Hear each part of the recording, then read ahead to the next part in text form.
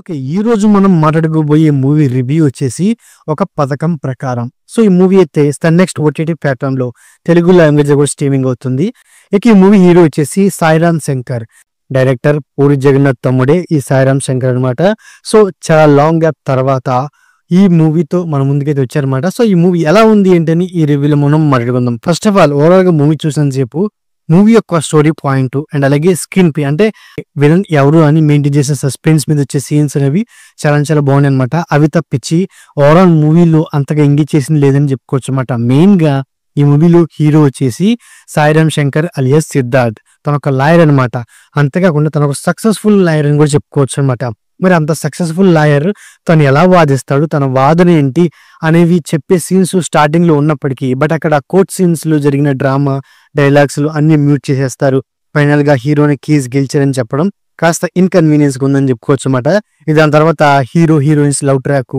ఎప్పుడైతే హీరో అమ్మాయిలు చనిపోయిన కేసుని హ్యాండిల్ చేస్తాడో ఆ మర్డర్ కేసుకి పోలీసులు మన హీరోని అనుమానిస్తారన్నమాట. సో, పోలీసు మీద నమ్మకం లేని హీరో సొంతంగానే ఎంక్వైరీ మొదలుపెట్టి ఆ కేసుని ఎలా ఛేదించాడు అనే పాయింట్ మీద ఓవరాల్ స్టోరీ ఉన్నప్పటికీ బట్ మెయిన్గా ఏంటంటే సో తన కేసుని హ్యాండిల్ చేసిన విధానం అండ్ అలాగే అందులో ఉన్న లాజిక్ పాయింట్ని తీసిన విధానం చాలా ఎంగేజ్ చేసిందన్నమాట. ముఖ్యంగా సో సెకండ్ హాఫ్ అండ్ అలాగే క్లైమాక్స్ పోర్షన్ చాలా సస్పెన్సివ్ వేలో తీసుకెళ్ళిపోయారనమాట. బట్ ఫినిషింగ్ వచ్చేవాడికి అంత సాటిస్ఫాక్షన్ గా లేదని చెప్పుకోవచ్చు అనమాట. ఎందుకంటే క్లైమాక్స్కి వచ్చేవాడికి ఆబ్వియస్ గా విలన్ రివీల్ అవుతాడు. సో ఆ విలన్ అండ్ అలాగే హీరో మధ్య జరిగే ఫైట్ సీన్స్ అనేవి అంత ఎంగేజింగ్ గా ఉండవు. అండ్ అలాగే సో అక్కడ కూడా కొంత ఎమోషనల్ ట్రాక్ ఉన్నప్పటికీ దాన్ని కొంచెం బిల్డప్ చేస్తుంటే బెటర్గా ఉండేది అనమాట.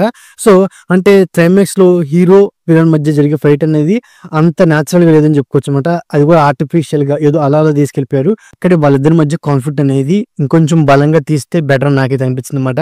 సో అంతేకాకుండా ఈ మూవీలో పోలీస్ క్యారెక్టర్ ఉన్నప్పటికీ ఆ పోలీస్ క్యారెక్టర్ స్కోప్ లేదని చెప్పుకోవచ్చు అనమాట. ఎందుకంటే మన హీరోనే ఓవరాల్ కేసు మొత్తం హ్యాండిల్ చేస్తాడు, ఓవరాల్ కేసు మొత్తం ఇన్వెస్టిగేషన్ చేస్తాడు.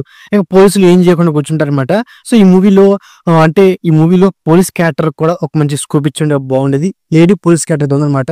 సో మరి ఆ లేడీ పోలీస్ క్యారెక్టర్ అంటే హీరోని ఇంత ఆలోచిస్తున్నప్పుడు ఒక పోలీస్ అయ్యి తను ఇంకా కొంచెం ఆలోచించి కొన్ని లాజిక్ పాయింట్లు బట్టి అసలైన విలన్ ని తనైనా కనిపెట్టి కొంచెం ఎంగేజ్ ఉండేది అనమాట.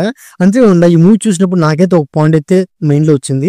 హీరో విలన్ చేసే మర్డర్ని అండ్ అలాగే విలన్ యొక్క మోటివ్ ని పర్ఫెక్ట్ గా తెలుసుకున్నప్పుడు మరి ఎవరు విలన్ అంటే ఈ మర్డర్లు చేసేది ఎవరు అని తను ఎందుకు తెలుసుకోలేకపోయాడు. ఒకవేళ తెలుసుకున్నా తనని ఎందుకు ఇరికించాలనుకున్నాడు, మరి తనని ఇరికించాలనుకున్నాడు కాబట్టి సో తను ఇరుక్కోకుండా విలన్నే ఈ కేసులో ఎలా ఇరికించగలిగాడు అనే సిచ్యువేషన్స్ లేకుండానే క్లైమాక్స్ ని సింపుల్ గా క్లోజ్ చేశారనమాట. అంతేకాకుండా మూవీ స్టార్టింగ్ లో చాలా పాయింట్లని క్వశ్చన్ మార్క్ పెట్టిన డైరెక్టర్ క్లైమాక్స్ కి వచ్చేపాటికి వాటన్నిటికీ సింపుల్ గా విలన్ చనిపోవడంతో అన్నిటికీ కంక్లూజ్ వచ్చిందనే పాయింట్స్ అని మూవీ క్లోజ్ చేసిన విధానం కూడా అంత ఎంగేజింగ్ లేదని నాకైతే అనిపించింది అనమాట.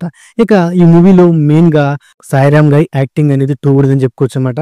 అండ్ అలాగే ఈ మూవీలో ఒక పోలీస్ క్యారెక్టర్ అనండి అండ్ అలాగే సముద్రకన్ క్యారెక్టర్ అనండి అండ్ అలాగే సో ఈ మూవీలో హీరోయిన్ క్యారెక్టర్ వాళ్ళ యాక్టింగ్ అనేది నా పరంగా సోసగుందని చెప్పుకోవచ్చు అనమాట.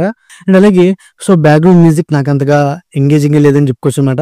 సినిమాటోగ్రఫీ అండ్ అలాగే ప్రొడక్షన్ వాల్యూస్ నా పరంగా సోసగుందని చెప్పుకోవచ్చు అనమాట.